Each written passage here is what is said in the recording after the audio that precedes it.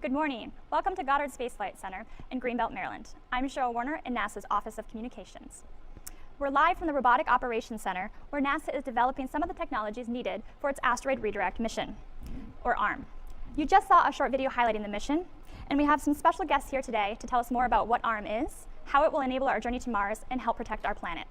Our first guest today is the President's Science Advisor, Dr. John P. Holdren, NASA Administrator Charles Bolden, and ARM Program Director Michelle Gates. First, we'll hear some remarks from Mr. Holdren. Thank you very much. It's certainly a pleasure to be here.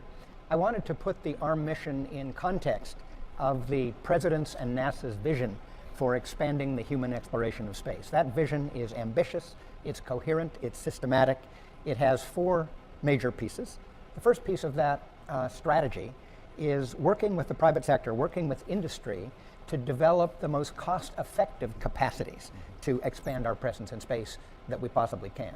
The second component is developing the new, innovative, advanced technologies that will be needed to take us all the way to Mars and beyond. That involves in-space refueling, it involves habitat development, it involves how you protect astronauts on these long missions, it involves advanced propulsion and much more. The third element of this strategy is extending the use of the International Space Station into the mid-2020s so that it can continue to serve as a test bed for some of those advanced technologies and a jumping off point, as well as a scientific platform, an educational platform, even a diplomatic platform. The fourth component is a set of missions of increasing ambition, taking humans further and further into space, beyond, way beyond low Earth orbit. What we'll be doing next is setting up operations in a stable orbit around the moon, which in fact is the most sensible jumping off point for a Mars mission, because as opposed to the surface of the moon, you don't have to spend the energy to lift all of your payloads back out of moon's gravity.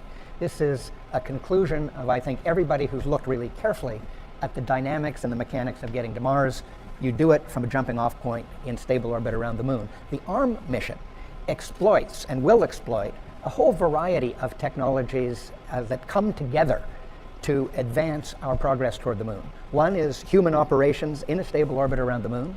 Another is the combination of robotic capabilities that will pull a boulder from an asteroid and bring it into that orbit, and the human capabilities, the judgment, the on-the-spot decision-making that only humans can deliver. And the demonstration of advanced electric propulsion capabilities that will be used to reach that asteroid and bring a boulder back from it. And the other benefits of this mission, which are just extraordinary, include demonstrating capabilities that ultimately we may need to deflect an asteroid on a collision course with the Earth. This is a hazard that 65 million years ago the dinosaurs succumbed to. We have to be smarter than the dinosaurs. They went extinct when a large asteroid hit the Yucatan Peninsula. And we are going to get better through this asteroid redirect mission at identifying dangerous asteroids, learning how to deflect them, and we will learn in addition how to exploit asteroids commercially. Asteroids contain materials that can be used to resupply space missions and ultimately may be valuable sources of materials for long-term existence of humans in space. You know, President Obama has said, we're going to space not just to visit, but to stay. And the asteroid mission is the next important step on that trajectory. Excellent, thank you, sir. We'll now hear from Administrator Bolden. Thanks very much, and I want to thank Dr. Holdren especially for taking time to come out here and be with us on this very special day. It's a full day. I also want to thank Michelle Gates, who's the program manager for the Asteroid Redirect mission. As I said, we're going to talk just a little bit briefly about the overview of the mission, a little details, and then the big part of the day is this afternoon when industry is allowed to come in and spend a little time with us. And they've been working with us for a number of years now, but this is sort of the piece de resistance when we bring them in and let them actually look at the mock-ups.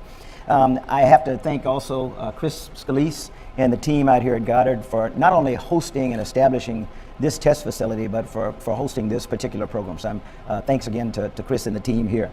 You know, engineers and scientists actually around the world have been involved in thinking about this for a number of years now. As Dr. Holdren said, we want to be smarter than the dinosaur.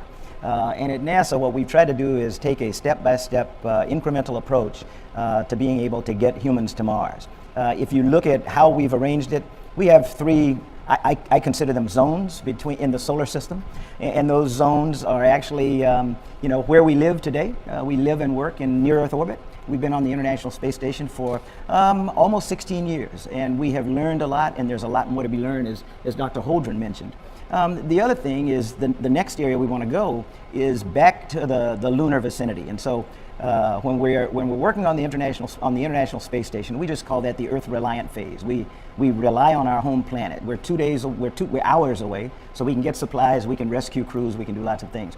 We want to next move out where we're a little bit more distant, and in that particular case, when we go out to what we call cislunar space, the vicinity around the moon, we're going to be a couple of days away. So that's going to stretch our capabilities. We're going to have to figure out new ways to supply ourselves, to test the technologies that are going to be necessary when we finally take the big step to go with humans out to Mars. So time-wise, we've been working on this Earth-reliant phase for about 50 years when you really get down to it. When we move out to cislunar space, that's going to be the period of the 20s.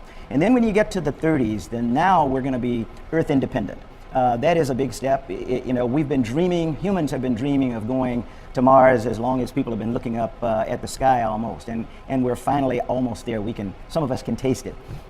So when we move out to Mars, that's what we call the Earth independent stage, where we're going to have to either take stuff with you, make it on the way, or make it when you get to the Martian surface. So those are the technologies that Dr. Holdren was talking about. We're really excited about being out here to talk a little bit about the asteroid redirect mission, because for us, having been an astronaut before and having found out that flying in space is not like flying an airplane, things that you intuitively do when you're flying an airplane don't work in space due to something called orbital mechanics. We also know that when we get to low gravity and no gravity environments, the way that we will be around some of the moons of Mars and other places, we're going to have to teach ourselves new techniques. We're going to have to learn new procedures. In trying to open this up to bring the commercial entities in, we also want to develop technologies and techniques that we can then hand off to private enterprises, whether they're entrepreneurs, academics, or industry, so that they can do things like asteroid mining. So that's the big purpose for the asteroid redirect mission. It's an important step for us on the journey to Mars. It's going to give us an opportunity to sit out in the proving ground and make sure that we understand the kinds of things that we need to do when we finally send our astronauts to Mars, because it's an exciting time, but we've got to have our act together when we go there. So hopefully you all will learn a little bit more than you knew when you started this program today, and I'm going to let you turn it over to Michelle, because she's the expert here with us, and she'll give us a little bit more detail. Thank you very much. It's really an honor to be here with both of you, Dr. Holdren and Administrator Bolden. The asteroid redirect mission really is a vital step in our journey to Mars, in particular that proving ground of cislunar space. As we move from the Earth-reliant operations in low Earth orbit to the proving ground where we can get our astronaut crews back within a matter of days if we need to, and then to Earth-reliant phase where, for example, missions to Mars are on the scale of years in duration. The asteroid redirect mission really provides a demonstration and an important integrated mission opportunity in cislunar space. There is a robotic mission component and a crewed mission component. The robotic mission does have a first ever demonstration of advanced solar electric propulsion in moving multi-ton masses through interplanetary space-like trajectories. In particular, we will use this advanced solar electric propulsion system to transit a couple of years to a near-Earth asteroid and acquire a multi-ton boulder, as you mentioned, Dr. Holdren, from the surface of the asteroid. We will then actually use the gravitational mass of that multi-ton boulder and the spacecraft to alter the trajectory of the parent asteroid in a deflection demonstration for planetary defense purposes, as you had mentioned as well.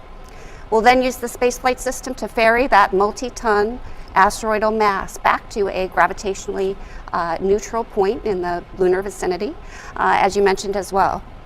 About 10 years from now, our astronauts will launch on the Space Launch System and Orion crew capsules, our next generation systems under development now by the agency that will start testing with our crews 5 to 7 years from now, I believe, if my memory serves.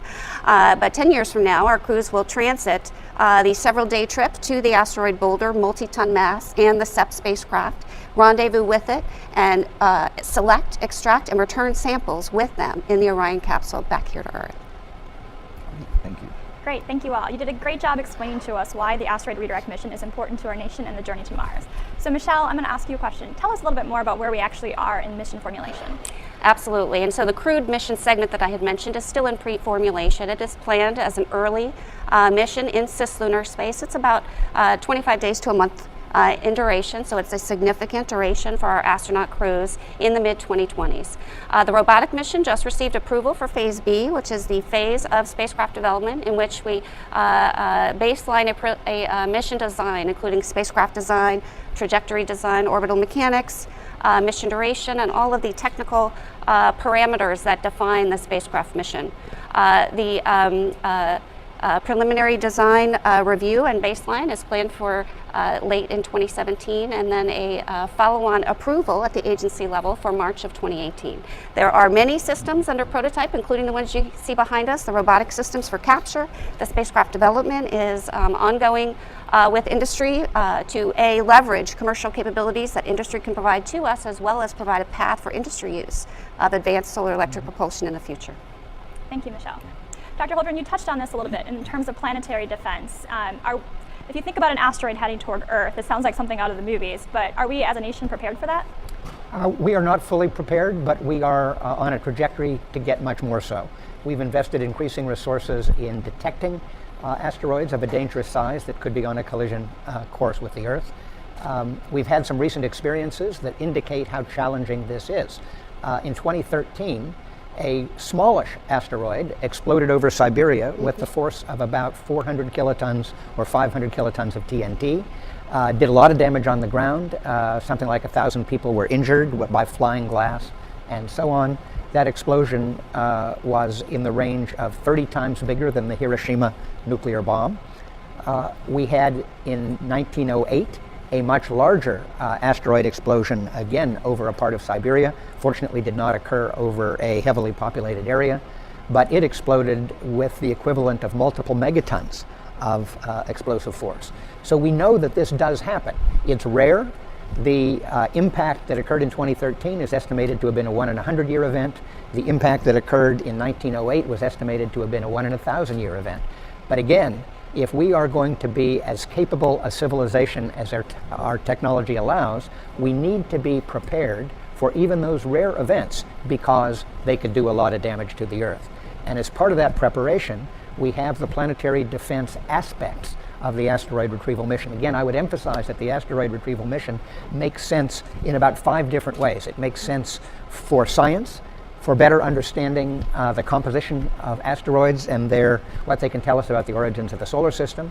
It makes sense from the standpoint of technology demonstration, demonstrating technologies that we're going to need for the mission to Mars. It makes sense in terms of human operations in cislunar space, again, the most appropriate stepping off point for Mars.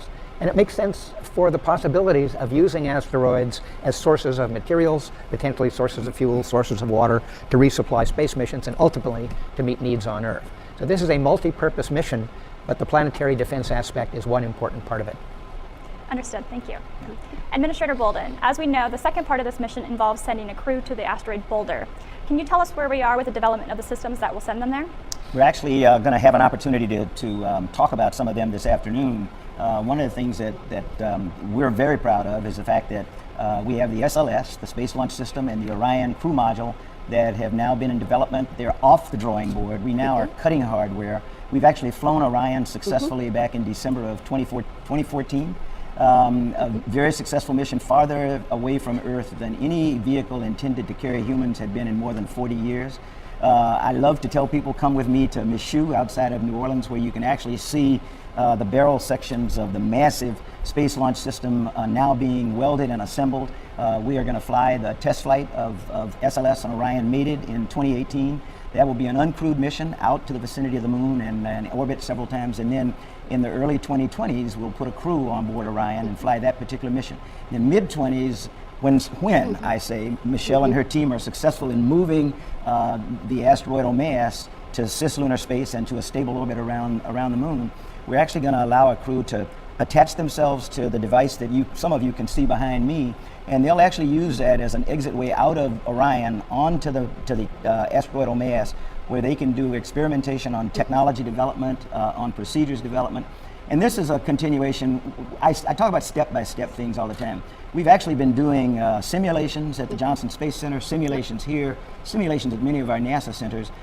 We've also spent the last, I think, 3 years in our underwater proving ground called NEMO.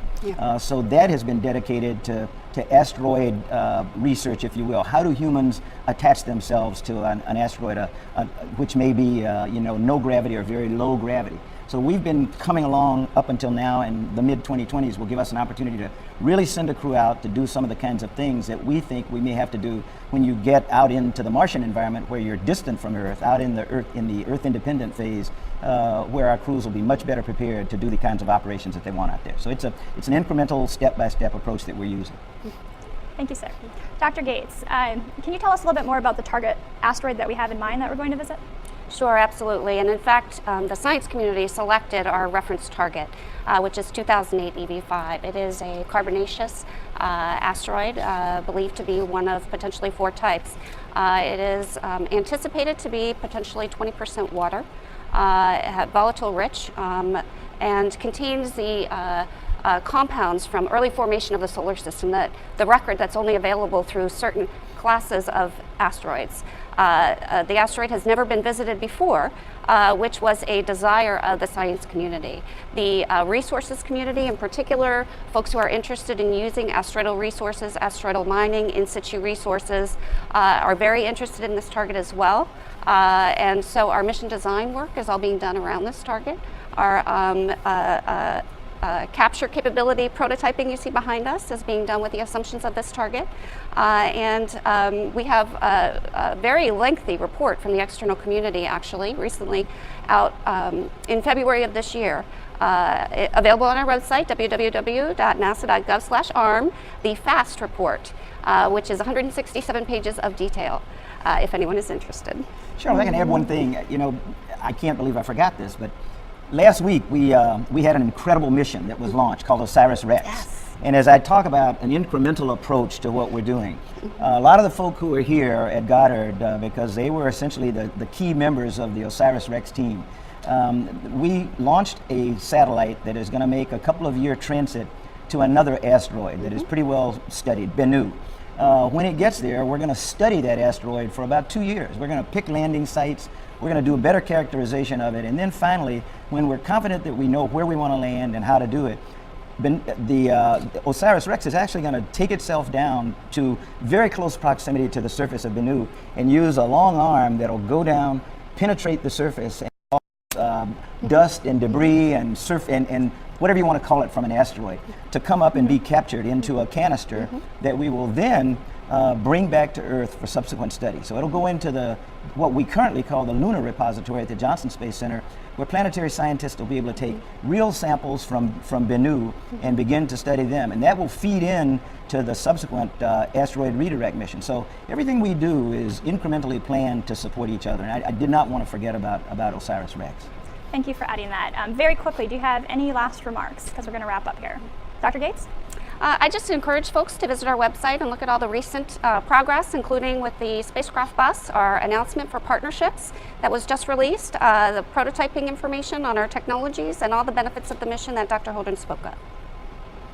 I'm just happy to be here and have Dr. Holdren here. It's not every day that we get the President's Science Advisor to come out to the Goddard Space Flight Center. So excited about this mission, excited about the fact that we're going to expose industry to it again today and let them give us some inputs. But just real good time for the agency. And I would just add that the President is excited about this mission as well. He spoke about an asteroid mission in 2010 when he talked about the way we were building a systematic, coherent, visionary approach to moving deeper into space and conducting ever more elaborate operations in space. We think this mission is a great example that pulls together so many threads of what we need to be doing on the way to Mars. Great, well thank you all. We appreciate you being here today. We're excited about this mission as well. In fact, if you're interested in learning more about the asteroid redirect mission, today, September 14th at 12 p.m. Eastern, if you check out www.nasa.gov/ARM, you can tune into our virtual update.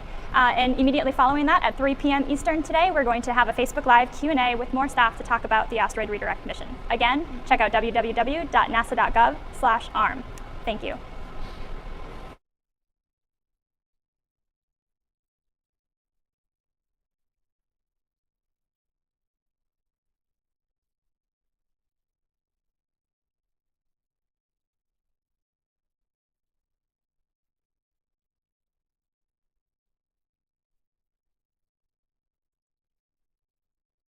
Good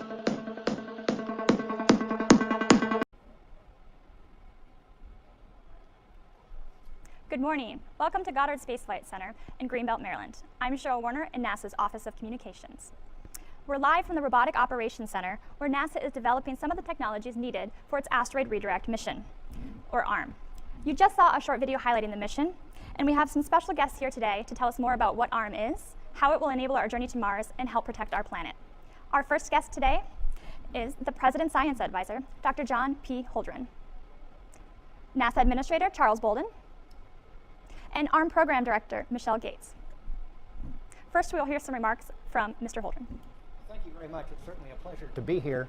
I wanted to put the ARM mission in context of the President's and NASA's vision for expanding the human exploration of space. That vision is ambitious, it's coherent, it's systematic. It has four major pieces. The first piece of that strategy is working with the private sector, working with industry to develop the most cost-effective capacities to expand our presence in space that we possibly can. The second component is developing the new, innovative, advanced technologies that will be needed to take us all the way to Mars and beyond.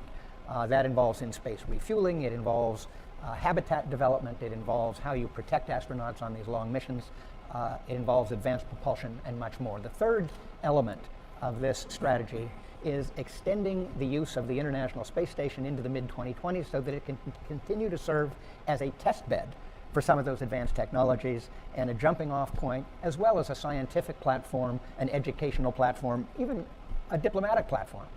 The fourth component is a set of missions of increasing ambition, taking humans further and further into space, beyond, way beyond low Earth orbit.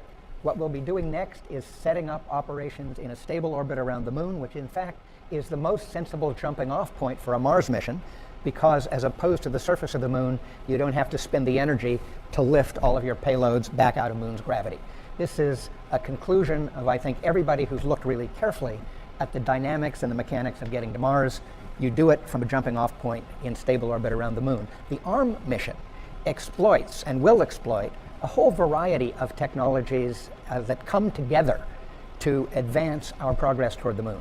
One is human operations in a stable orbit around the moon. Another is the combination of robotic capabilities that will pull a boulder from an asteroid and bring it into that orbit, and the human capabilities, the judgment, the on-the-spot decision-making that only humans can deliver. And the demonstration of advanced electric propulsion capabilities that will be used to reach that asteroid and bring a boulder back from it. And the other